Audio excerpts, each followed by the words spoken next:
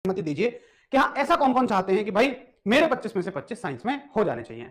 या मैं देख रहा हूं बच्चों की ऐसी डिमांड मेरे पास आ रही है। मैंने कहां से ये क्वेश्चन पूछा आपसे? मैंने यहां से पूछा है कि बच्चे कहते हैं कि भाई 25 में से 25 करने हैं। अच्छा तो मुझे बताइए, फिर तो कॉम्पिटिटिव एग्जाम की मेरिट 100 में से 100 जानी चाहिए।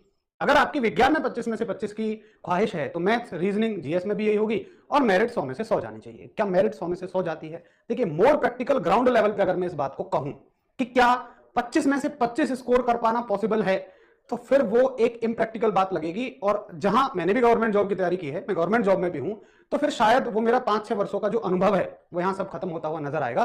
तो पहली बात तो हमें इम्प्रैक्टिकल नहीं होना है कि हम ये सोचें कि भाई 25 में से 25। एक प्रश्न तो मान लो अगर मैं भी एग्जाम में बैठू ना, या सर भी बैठे या मैम भी बैठे, तो एक प्रश्न तो हम में से भी कोई एक गलत कर देगा। वो इसलिए नहीं कि हमें आता नहीं है, वो इसलिए क्योंकि एग्जाम का एक प्रेशर होता है, एग्जाम का एक माहौल अपना होता है। तो मैं ये तो आपसे वादा नहीं करूंगा कि भाई 25 में से 25 पॉसिबल है। और मैं इसलिए नहीं कह रहा हूं कि हमारे पढ़ाने में कोई कमी है, असल में ये प्रैक्टिकल बात है ही नहीं।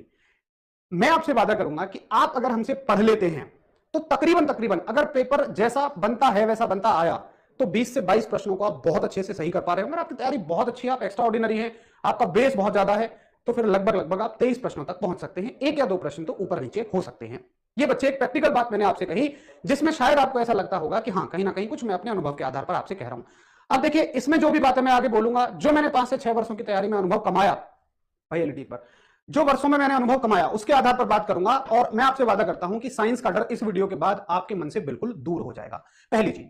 दूसरी चीज, मुझे आप एक बार ये बताइए कि इसमें अगर वो साथी हो, ताकि मेरा भी थोड़ा सा हौसला बढ़े और जो नए बच्चे हैं उनका भी हौसला बढ़े, अगर आपने मुझसे पढ़कर एएलपी टेक्नीशियन दिया था तो क्या आपको पेपर में वो क्वेश्चन मिले जो हम लोगों ने क्लास में पढ़े थे? अगर हाँ तो एक बार हार्ट का निशान बना के आप भेज दो, एक बार आप दिल का निशान बना के भेज दो।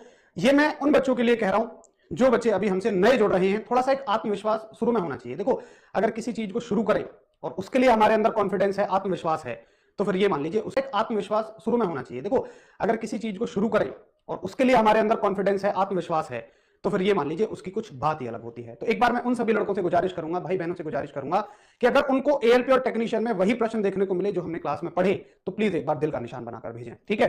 अब सुनिए, क्या आपने मेरी कभी किसी क्लास में एएलपी और टेक्नीशियन की में क्या ये कभी मुझे कहते हुए सुना था कि आपको सारे के सारे प्रश्न यही मिलेंगे, बिल्कुल यही मिलेंगे? नहीं। अगर ऐसा आपने सुना हो तो थम्स अप करना। मैंने ये कहा था कि देखो, किसी भी परीक्षा में ऐसा संभव नहीं है कि 100% सीधे छपे छपाए प्रश्न मिल जाएं। आज मैं आपको बिल्कुल प्रैक्टिकल लेवल पे, ग्राउंड लेवल पे समझाने की कोशिश कर रहा हूं। इस बात को ऐसे ना समझना कि आप तो हमें डिमोटिवेट कर रहे हो। देखिए, आज के मेरे आपको मोटिवेट डिमोटिवेट करने से फर्क नहीं पड़ता। फर्क पड़ता है कि जब आप एग्जाम हॉल में बैठे तो प्रश्न आपको वो मिले और वो प्रश्न होने चाहिए आपसे जो आपने थ्रू आउट द क्लास पढ़े हैं। आज का मोटिवेशन डिमोटिवेशन मायने ही नहीं रखेगा। क्योंकि देखिए, मैं आपको डिमोटिवेट नहीं कर रहा हूं, आप कंपटीशन को समझिए। एक अच्छा खासा कंपटीशन है और उसके लिए भाई आपको मेहनत तो करनी पड़ेगी। तो मेरी क्लास से सीधे सीधे प्रश्न मिले, लेकिन फिर भी मैंने क्लास में कभी ये नहीं कहा था कि प्रश्न सीधे क्लास से मिलेंगे। मैं कहा करता था, आपको याद हो मेरी बातें तो शब्दों पे गौर करिए और थम्स अप करना, मैं कहता था कि हो सकता है 60% प्रश्न आपको सीधे मिले, भैया 35% 30% प्रश्न तो आपको थोड़े से घुमाकर मिलेंगे और उन घुमाकर करने वाले प्रश्नों को वही करके आएगा जो अच्छे से साइंस को जाएगा। जो ये सोचता हो वन लाइनर फॉर्म में रट लेंगे, ऐसे पढ़ लेंगे, तो फिर आपसे साइंस नहीं हो पाएगी। हालांकि प्रश्न सीधे सीधे मिले वो अलग बात है, लेकिन फिर भी मैं हमेशा देखिए क्या कहता हूं आपसे, सुनिए मेरी बात, कि क्या एग्जाम में इजी क्वेश्चन आते हैं? मेरा कहना है हां। क्या एग्जाम में मीडियम क्वेश्चन आते हैं? मेरा कहना है हां। क्या एग्जाम में हार्ड क्वेश्चन आते हैं? मेरा कहना है हां। क्या एग्जाम में सारे इजी आते हैं? नहीं। अगर आपको 2-4 साल तैयारी करते हुए, मान लो 2 साल भी तैयारी करते हुए हो गए हैं, तो आप मेरी बातों से बताना मैं सही कह रहा हूं। आप इजी किसको कहते हैं? इजी मेरी भाषा में वो है कि जो आपने पढ़े और सीधे सीधे आपके पढ़े में से आ गए, चाहे वो आपने किताब से पढ़े चाहे टीचर से पढ़े। किसी भी एग्जाम में आप उठाकर देखना, इनका रेशियो 60% रहता है। अब मुझे बताइए, एक बार थम्स अप करके बताना, क्या ऐसे क्वेश्चन आपको देखने को मिलते हैं? बिल्कुल ध्यान से सोचना, क्या आप एग्जाम में देखते हो कि नहीं? क्या लग तो ऐसे रहे कि टॉपिक से पढ़े हैं लेकिन हमसे सॉल्व नहीं हो रहे हैं। उन क्वेश्चनों को बोलते हैं घुमाकर पूछे जाते हैं और वो मीडियम क्वेश्चन होते हैं। मीडियम क्वेश्चनों की संख्या 30 से 35% होती है।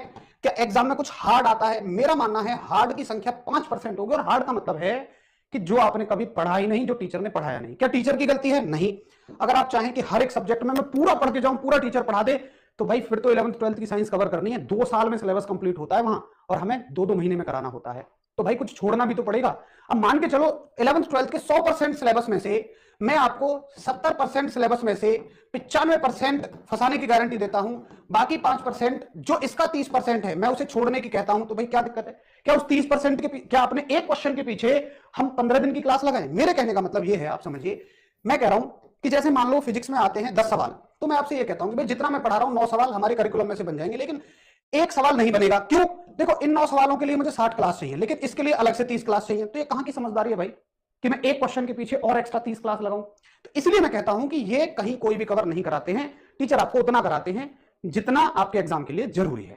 ठीक है, पहली बात तो ये। अब देखिए मुझे एक बात बताओ, आसान प्रश्नों का क्या मतलब है? आसान प्रश्नों का मतलब है कि जो सीधे सीधे पूछे गए। जैसे मुझे आप बताइए, अगर मैं आपसे पूछूं बल का मात्रक क्या है, कोई मुझे बताएगा? कौन कौन बता सकता है आप में से? बल का मात्रक यानी कि यूनिट